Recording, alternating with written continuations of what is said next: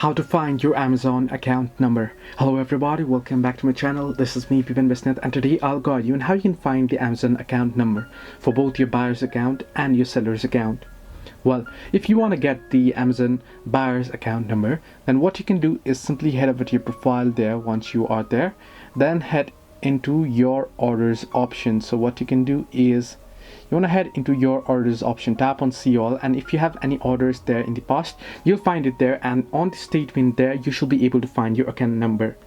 Now however, if you want to find it for your seller's account, you want to simply log into your seller central account, simply searching at the search bar Amazon seller central. So not the sign up here, but so just search in Amazon seller account. Then you want to head into Amazon seller central, then go to your account info, click on the settings tab and head over there. Then you want to select the account info option from the drop down menu. There you'll be able to find or locate your seller account number on the account information piece. So hope this helped you. Do like and subscribe, and do not forget to leave a comment down below if you have any further issues.